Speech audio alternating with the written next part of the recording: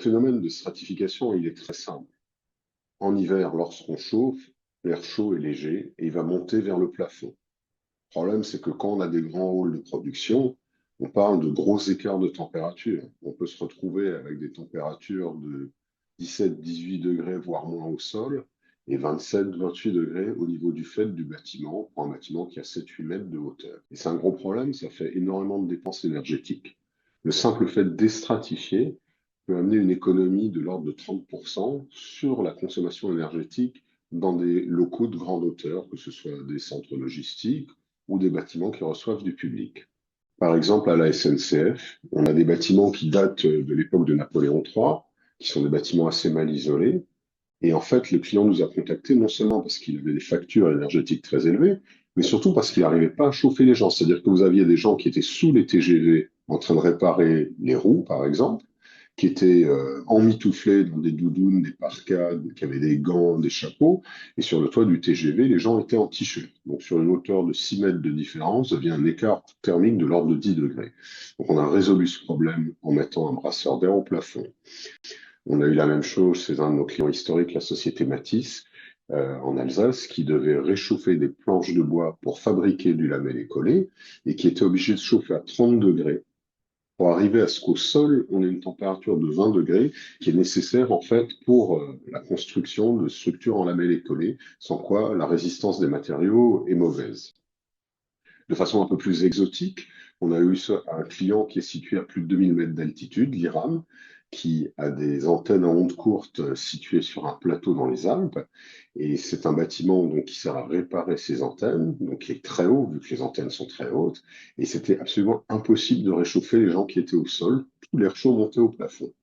Donc, dans tous ces environnements, nous avons mis des ventilateurs, brasseurs d'air, qui font office aussi de déstratificateurs en période de chauffe. Les modèles que nous utilisons dans ces environnements sont soit des grands modèles type Powerfoil, Powerfoil D entraînement direct, Powerfoil 8 ou Powerfoil X4, la dernière génération. Surtout, on les fait tourner à toute petite vitesse pour que doucement, ils déstratifient l'air chaud en le faisant redescendre vers le sol. Les appareils que nous avons vont jusqu'à 9 mètres de diamètre. Donc, avec un appareil de 9 mètres de diamètre, un seul appareil, nous allons traiter 118 000 mètres cubes d'air par heure, ce qui est colossal et ce qui vous donnera un ratio d'efficacité énergétique inégalé, vu que ce sont des appareils qui consomment quelques centaines de watts par heure pour déstratifier des volumes absolument gigantesques. Il n'y a aucun autre système qui a cette efficacité aujourd'hui sur le marché. Et puis le bonus, c'est qu'en été, vous pouvez utiliser le même appareil, vous l'accélérez, et ça va vous rafraîchir la zone traitée. Et pour les zones qui sont plus encombrées, comme par exemple entre les racks d'un entrepôt, là nous avons un autre produit qui s'appelle Hornet, qui est plus compact, qui est protégé aussi contre les coups, qui est accroché avec des filins métalliques pour que même en cas de choc avec un chariot élévateur, il ne se décroche pas. Et cet appareil permet aussi de bien déstratifier dans des zones étroites, comme des racks, dans des centres logistiques. Ces appareils, qui sont considérés comme des déstratificateurs, sont éligibles au certificat d'économie d'énergie.